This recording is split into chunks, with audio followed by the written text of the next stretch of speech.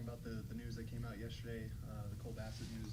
Wondering if you're able to, speak out at all to the reasons for that transfer and what the club wants to do, or at the very least, the opportunities that you see now for the rest of the window.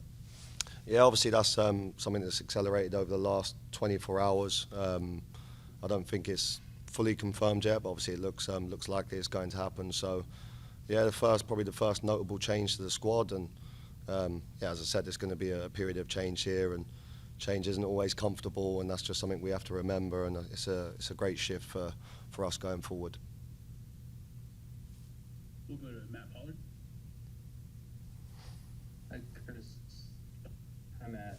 Sorry I can't be on video either. Hey, Matt. What were your initial impressions of Cole what were your initial impressions of Cole in the couple of weeks that you guys have had together? And what were your thoughts about his potential to either fit in or not fit in with the game model? Thank you. Yeah, I think, again, first impressions, unbelievable person. I think he's shown a great mentality in all my interactions with him, but specifically in our training. And of course, as you guys know, just as well as I do, a really, really top player. So, yeah, really positive in terms of the interactions I've had with him, the impression he made. And then just in terms of us and the squad compilation moving forward, we're going to have to make difficult choices, and this was certainly one of them. We have a fantastic midfield group here. It's probably being honest, it's the unit. I probably shouldn't say this, but it's the unit I've been most pleased with since I've come into the club, and we have a lot of talent there, and it's my job to tap into that and get the best out of them. So, yeah, there's always going to be a little bit of change here, but in terms of the midfield dynamic, I'm very, very happy with what we've got in the building. We'll go to Matt Wickham. Oh, I think it's on mute, Matt. Hey, Matt, can you hear me now? Yeah, I've got you. Good to see you. You too, you too. Extrapolating on kind of your comments on the midfield, what does a Matt Wells midfield look like? How do you see those three roles either differentiated or combined in the system you want to build for this team? I mean, first of all, I don't know whether I should determine whether there's 3 roles or 4 roles or 2 roles or 1 role. So, no, listen, I play the game, but my vision of the game is a very specific way. It's very tactical football, very strategic football, very positional football, and that applies across the pitch, but specifically in midfield. And those guys are wholly responsible for giving us the rhythm that we want to play with the ball, and then the aggression that we want without the ball. So, I'd say it's a real specific type of player that we're looking for in there. And as I said, I've been really, really pleased with the guys I've got at my disposal. Keith Richards. Hi, Matt. Good to speak with you again. Hey, Keith. Just, so I guess kind of a two-part question. What were your thoughts on the initial action that you saw in the preseason match against Nashville? And does losing Cole Bassett change anything that you saw and wanted to move forward with after that? The game was a good exercise. I think I said on another interview that it's always going to be difficult for me to judge fully, well, certainly in terms of the technical performance, because we'd stress the boys to the limits in the build-up to the game. So that's my stance on the pre-season games, is we're always going to be playing under fatigue, not until the very sort of end of our pre-season period will we start trying to peak for performance. So I caveat all of my judgments with the fact that I know the guys were playing with very heavy legs and also some tired minds out there. So first half team I was really, really pleased with in terms of their mentality. Second half team not so pleased with their mentality and how they approached the game and how they cope with the different setbacks within the game. So, but all of that was also exciting for me in terms of a great opportunity to give them some clean feedback, which we definitely did. And what I will say, their response to that has been first class this week. So really pleased with the latest week of training, and excited to see a little bit more of the guys tomorrow. And then obviously we have our 3-day break, so one more day to go. And yeah, at the moment I feel like the squad's in an excellent place. I can't actually remember the second part of the question, Keith, if you can repeat that. Do any of your plans change moving forward after the preseason game with Cole leaving? No. I'd say that it's not about plans changing. It's part of the plans. It's us making judgments all the time. It's us judging the dynamic of the squad. It's me assessing I can make assessments on the video prior to coming here, and I did that. I watched as many games as you possibly can, and then some more. So I came in here with some good ideas, but until you work with these guys, until you get to know them as people, until you start to see the chemistry on the pitch and how they link with each other within the confines of my game model, which is a big change, I think until you see that, you can't make accurate judgments. So I was always saying to the front office that, yes, Hamzat, yes, Dante, like massively. I felt they were immediate requirements. And then after that, I wanted to hold judgment until I got to assess the guys in person. And now we're now in that phase where I get to make more accurate judgments, and I can start to really shape this squad in my vision. And I think this is the first small step towards that. But it needs to continue. Now it's about, there'll be more change in phase 2. That could be players going out, but it will most definitely be players coming in. Brian Jennings.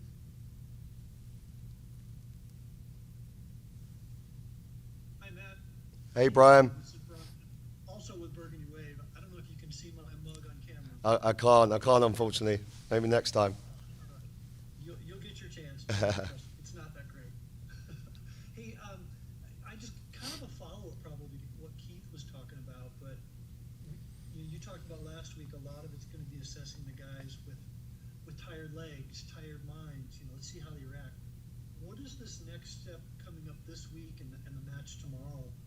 What look like for you? What do you want to start seeing that says, all right, cool, we're progressing, we're moving along the way I want? Thanks again.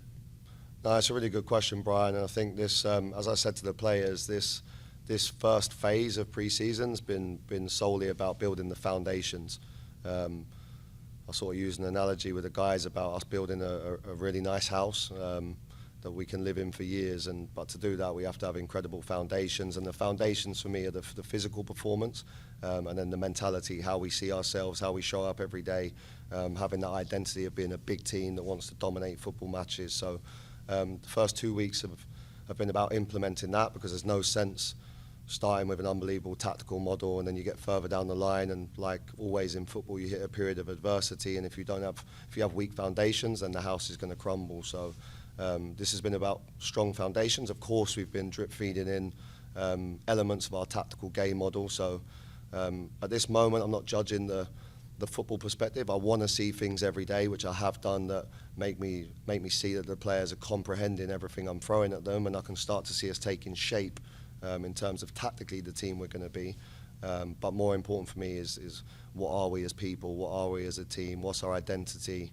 How strong is our mentality? And I'm really happy with the point. It's not perfect. I have to keep pushing and stretching these guys, but I'm happy with the level we're at now. We have to keep pushing on that. Tomorrow will be another examination of that, because they're going to be tired again. And then when we come back for phase 2, it'll be the fun part for me of really implementing the tactical game model, which, for want of a better phrase, is the bit that really turns me on. Ricardo Cominelli. Hi, Coach. My name is Ricardo with Area Sports Network. A pleasure. I just wanted to go ahead and follow on what you just mentioned here. I know you don't want to judge too much on the tactical game early on this season, but I just want to, without you sharing too much, the two different lineups that played against Nashville earlier, did they approach their own halves with a different tactical approach? Did you make them stick with the same foundation to try to go ahead and build on that? Again, without sharing too much, what can you say about that?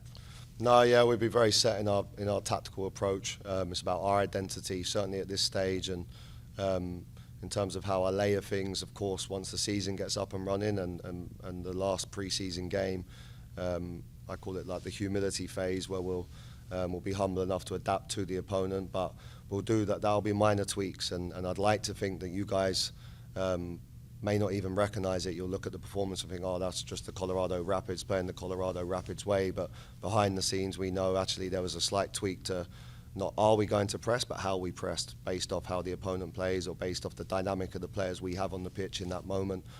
So there were subtle differences. I threw some challenges at the guys within the game as to both teams pressed in a slightly different way. But again, to the naked eye, I would like to think perhaps even Nashville didn't recognise the differences that I'm talking about. They just felt a team that was constantly trying to press them. And it's the same principles also with our build-up. They'll have noticed that we're a team committed to building up from the back and attracting the opponent and then trying to find the correct spaces at the right time. but within both halves there were slightly different movements we were making, which again I hope aren't too visible.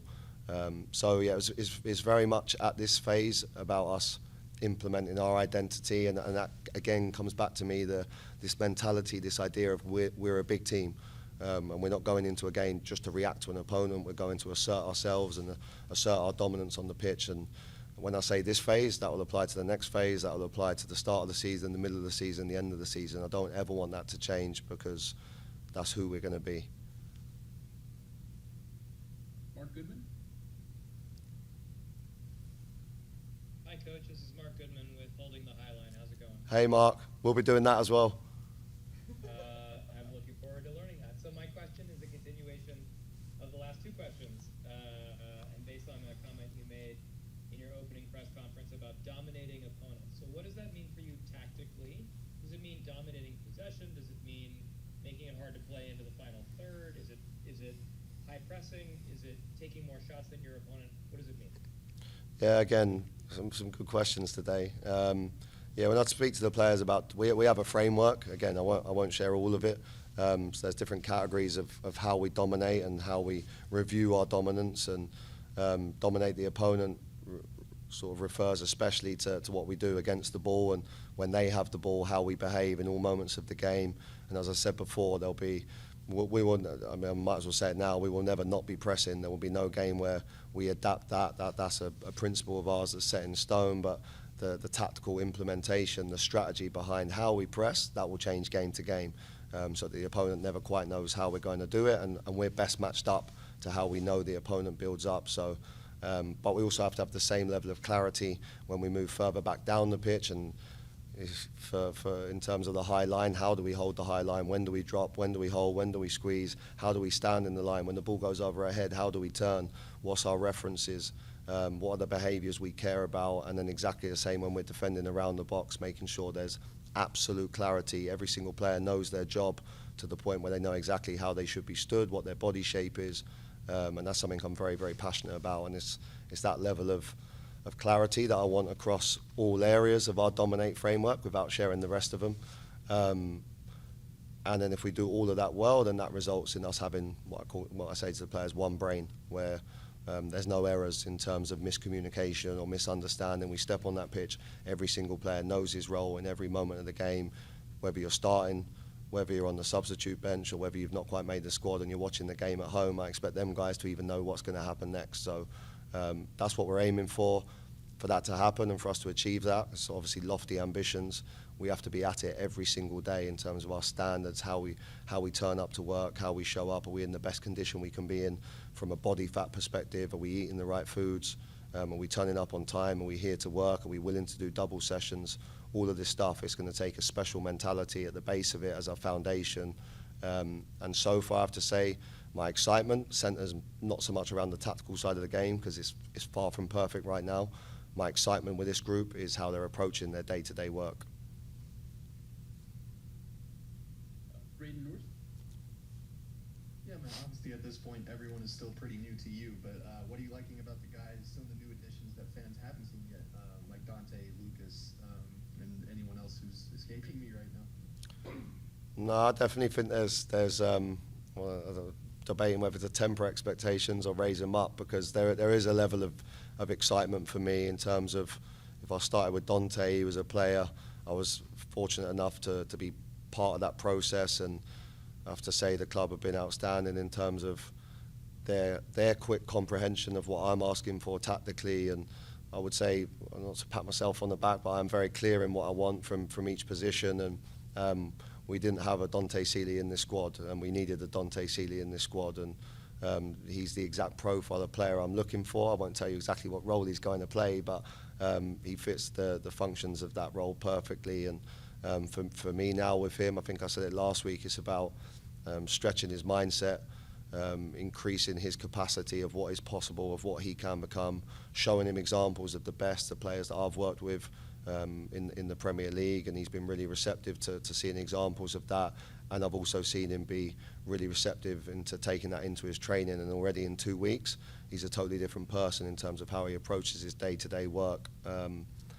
This week we've increased the final third work. We hadn't done anything before the Nashville game of sort of building from the bottom up, and so this week we've touched a little bit on the final third, so it's been really interesting for me to see Dante and to see the other front half guys actually do the bits that they're passionate about, and starting to investigate what is their level, what is their standard, how they can perform the different isolated technical functions of how we want to play. And he's certainly done some things this week that have got me a bit excited at times. So I'll keep pushing him, but he's a player you're going to look forward to watching in a Colorado shirt. And then Lucas, his age, his experience level, his communication in training, his leadership is ridiculous, to be honest, for a player as young as he is. I'm still scratching my head about it a little bit. So, and again, he's got all the attributes as a person on a human level that I'm looking for here, and that was again part of the recruitment process. I came into it a little bit later, but thankfully we've got good people here that identified good people, and we had great references on him as a character. Which is massive for me. We're not bringing anyone through this door that isn't going to fit our work ethic, and he certainly does. So really, really pleased with him. On top of that, I should mention I've worked with some pretty good defenders, some pretty good centre backs, and he's right up there in terms of not now, but in terms of the potential he's got, what he can develop into, and when you combine that with his attitude, he's got a real chance. So excited about them too. It's been great for me to also see a lot of the young guys that, I'll be honest, I hadn't watched as much of on video because I prioritised the sort of established squad, if you like. So seeing them up close and personal has been great information for me. And then I'm also excited.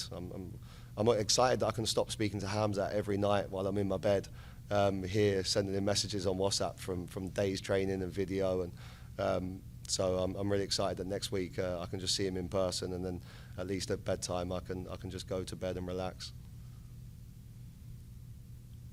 Matt Pollard? Matt, given the timing of where you are in preseason, what's the main reason for you to, for the club to potentially move on from Cole? Say again, Matt, I didn't catch the last bit. Given where you are in preseason, just a couple weeks in, one Yeah. game played in preseason, what's the main reason for contemplating or choosing to potentially move on from Cole?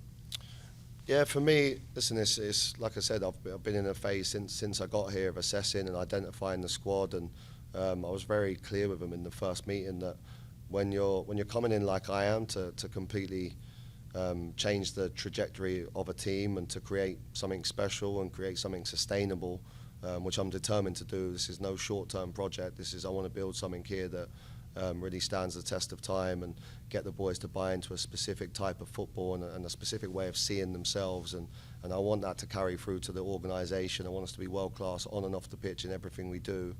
So I was pretty clear with the players in that you could class all of that under the word change. There's going to be change here. There's going to be, and I asked them, I think I said to you guys last week, I said to the boys, you're going to feel two emotions with me. You're going to feel excited and you're going to feel uncomfortable. And part of change is uncomfortable. It's us making difficult decisions. It's the players now this morning being a little bit uncertain. And we have to live in that space of being uncomfortable. That's where high performance operates, and it's no different to when we are holding that high line. I'm not going to feel comfortable right now. It's very different to them. It's when we're building up from Zach, Stefan and Nico and the other teams pressing like crazy. We're not going to be comfortable immediately. We have to get used to being uncomfortable. And for me, squad composition falls under that same bracket. There's going to be difficult decisions that we make, but they're always going to be for the greater good of the squad. How I see it at the time is that this is something that allows us to shape the squad much, much more in my image by spreading the resources across other areas of the pitch where I feel like we do need depth and we do need challenge. I said to the boys that as much as I back myself as a coach, there's a much better coach than me, and that coach is competition, and we need competition for places at all areas of the pitch. And I must admit, in midfield, I feel like I've got really, really good competition for places. And in other areas, I feel like that is lacking to the degree that I want it. So I've no doubt we will reinvest the resources and we'll spread it across the squad. And at the end of this transfer window, which is when I want us to be judged, and then the product you see us on the pitch, I've no doubt we'll be a squad that's got outstanding players spread across different positions, all competing for the shirt, all fighting each other, no one comfortable, everyone ready to take the other person's shirt, and that's how I want the environment. We have time for a couple more. We'll go back to Matt Wickham. Hey Matt, again, just want to say I appreciate your thoughtfulness and the answers, and kind of want to go after that again for your line of thinking with the back line. You mentioned Lucas Harrington and being impressed with him. People in the organization and the fan base kind of lamented Moise Bombito. I don't know how much you know about his trajectory, getting such a late start, hoping that he would have started sooner to blossom sooner. Do you see that as a consideration for Lucas, getting more minutes early, especially in the last year of Rob Holding's contract, to potentially have that mentorship role with Rob on the field? Nah, for me, it's really, really clear-cut, Matt. It's the best trainers play. The guys who train the best, the guys who perform the functions tactically the best, the guys who have the best mentality, all of these guys will play. The ones who show the most physical improvement, the ones that I feel that can carry out the game model and the game strategy for that any given fixture that we're approaching, they're the guys I'll play. There's no limits for me here in terms of age, experience. Of course, I'll make decisions around chemistry of the team. Of course, if you're playing one player, football is about connection. Football is a living organism. You can't just make isolated decisions. So, of course, the chemistry of the team is important, but I will not have an environment here where a player feels like if they train better than a senior pro, they're not then starting at the weekend. I don't see how I can then, if they're my actions, my words are weak. I can't then ask for a world-class environment because it doesn't exist. So I want every player coming to work knowing that if they train, you play the way you train, right? So I want every player here training at their maximum, pushing themselves in the gym, even competing in the video room. Who can ask the best question? Who can ask the first question? Who can give the best answer when I ask them a question? I want that healthy competition. I want us butting heads every day in training, and I think for us to have that, there's an intensity behind that we need. And I think all the guys so far have shown that, so I'm really pleased that we've got this environment. And now for me, it's about making sure anyone or the players that will walk through this door in the next couple of weeks before the season starts, I have to make sure they're the same types of character. And if they're not, I'll make sure they don't come through the door, because it's about us creating that world-class environment, having like-minded people who are super ambitious, who want to achieve big things, who are big enough to carry that weight and that pressure, so that when we lose our first game or things go wrong and you guys are criticising us, I want guys with big shoulders who can front that up, turn up the next week, play our football, and then if we have that mindset, the periods of adversity are very short. If we don't have that mindset, those periods of adversity extend. So it's really important the types of people we have in this building, but yeah, I guess there's no hierarchy in the squad. Everyone's available for selection. We'll go to Keith for the final question. Hi, so Donovan Phillip was one of the players that had to get to camp late, unfortunately, due to his visa. But it seemed like the team pulled the trigger really quick on signing him to a first-team contract. What have you seen out of him that makes the team comfortable in making such a big move? I haven't seen much of it. Yeah, very, very little at the moment for me in terms of my exposure to him, because although the paperwork is done, there's an element of it that's not finalised. So he's actually separate from the squad at the minute. He's not allowed to train with the group. So what we are taking it as an opportunity to do is put him through his paces and make sure that physically, when he is able to drop in, he's up to speed of the other guys. Like these other guys we're churning out some serious numbers here physically in terms of the way they're working on a daily basis. So anyone who comes through this door is going to be playing catch up, and he's no different. So it's a shame that he's not being immersed within the real football sessions, but we have two choices there. We can either sulk about that or moan about that, or we can go the other way and say, okay, let's turn it into an opportunity, and the opportunity is to give him a physical base that allows and adapt his mentality, that allows him to then drop into the group at the right time when he's legally allowed to. He's in a much better position physically to then show his football, and the limited stuff I've watched of him, and obviously speaking to the guys who have done a lot more comprehensive homework on him as a player, and seeing little glimpses of his rehab or sort of rehab-ish sessions that he's doing at the moment, yeah, you see a player with a lot of potential. So when he finally gets to that point, it'll be interesting to see his development, but right now he just needs to focus on getting himself to the best physical condition he can get to.